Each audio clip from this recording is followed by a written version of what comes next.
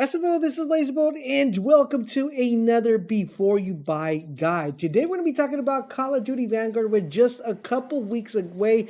I'm going to be telling you guys everything you know and what you need to know to make your decision if you should purchase it, skip it, or just wait for a price drop. So we're going to cover everything from multiplayer, zombies, how it will integrate with Warzone, and more. So if all this sounds like something you're definitely interested, a like would be greatly appreciated. And don't forget to subscribe to stay up to date to everything that has to do with FPS. Keep it locked to the channel and make sure you turn on those notifications to all so you guys won't miss when our videos go live. So with just a couple weeks away from Call of Duty Vanguard being released to everybody, everybody's kind of looking forward to the series. Some fans are a little bit skeptical, some are a little bit hesitant before purchasing, and some are just really hyped up for the brand new Call of Duty. This time we're going to be returning to the old style of Call of Duty, and that is returning back to World War II. Now, if you guys are wondering who's actually making this game, because I actually lost count, Sledgehammer is actually the one that's been taking the part with providing us with this brand new game, and it's actually taking us back all the way back to 1940s. This time around, we're hoping this brings us to a brand new version of war that we've never seen before, not only in video games, but also in Hollywood. Now, for those of you who had a chance to actually try the open beta in September, some of you guys were a little bit impressed. Some of you guys were like, oh, I don't know, man, I think I might skip it. But there are a lot of things to look forward to as far as zombies, multiplayer, Warzone, and a lot of really brand new features that are coming into the game. So for those of you who might not be staying in the loop, when does it actually release? It releases November the 5th, just like I said, a couple weeks away, guys, from everybody to be able to hop on and play some Call of Duty. Now, here's what we know and everything you need to know about multiplayer, which I know a lot of you guys are extremely excited for. I know a lot of the Call of Duty crowd just picks up Call of Duty for multiplayer or Warzone, and this is what you guys need to know. First things you want to know is supposedly, guys, the cheaters are going to be gone from Call of Duty Vanguard. All right, I'm putting this in quotation, guys. Supposedly, okay, it's going to be a little bit less cheaters, but I think cheaters are still going to be a thing in Warzone or in multiplayer. So don't have your fingers. We're having our fingers crossed that they're gone, but I highly doubt it. Now, there are a total of 20 brand new maps that are going to be being available for you guys who like to play multiplayer. Right when the game launches, you have 20 maps to play from. 16 of them will be traditional multiplayer maps. The other 4 are going to be unique maps for a brand new Champion Hill game mode, which combines the limited lives of Search and Destroy with the frantic action of Team Deathmatch. There's also Patrol, which players like Hardpoint, but the capture point moves throughout the map and forces encounters with the enemy team, along with the potential for some slide tactics. Now, these are the brand new modes, and these 4 maps are centered around those 2 particular modes.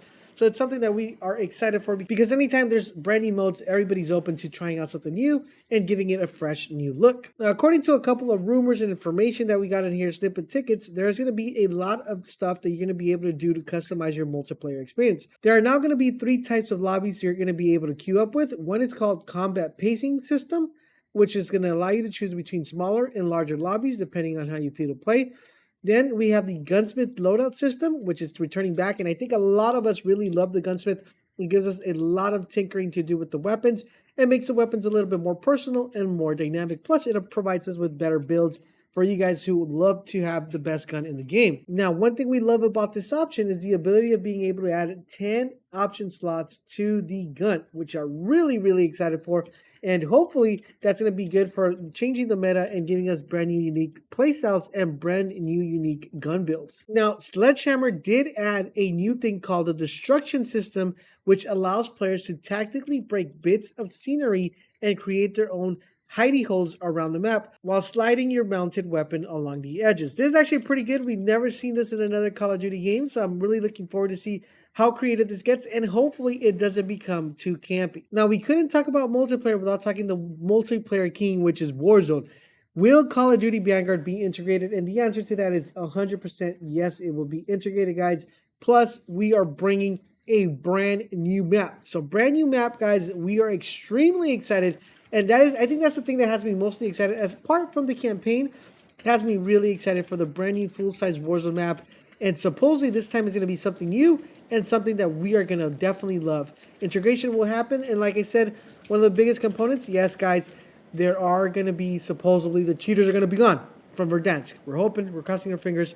But supposedly, that's still a thing. Now, for those of you who don't buy Call of Duty because it's multiplayer or campaign, you only buy it strictly for zombies. Zombies will be back in Call of Duty Vanguard. Now, the studio responsible this time around is going to be Treyarch guys, and we know a little bit more about the mode and the name of the map that you will be playing. The name of the map is called Der Fang, and it's going to be a classic zombie maps with brutal gameplay and undoubtedly really crazy Easter eggs. And the storyline is supposed to be really, really good. Now, speaking of story, this is the story, guys. Supposedly, we have a guy that's a Nazi that has been called Von List. He was able to plunder alien artifacts. So he was able to get some alien artifacts.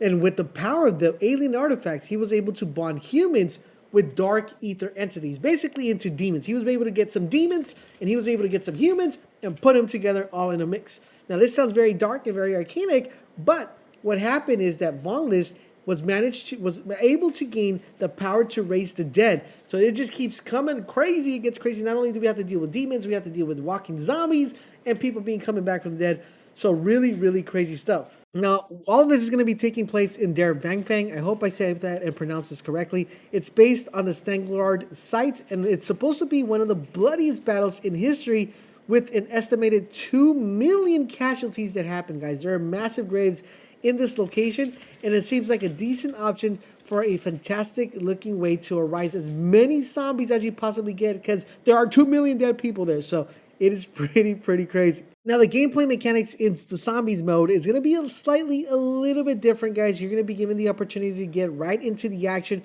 transporting you through portals right into the thick of things. You'll be traveling to other zombie maps like Nungma and multiplayer maps like Hotel Royale, and you're going to have to be completing objectives and gaining upgrades in your base to be able to fortify yourself from within the zombie attack.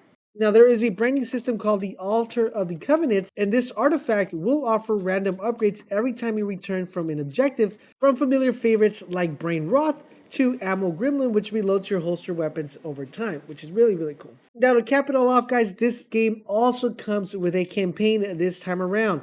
Call of Duty Vanguard will have a campaign, and the campaign will be set in the World War II atmosphere.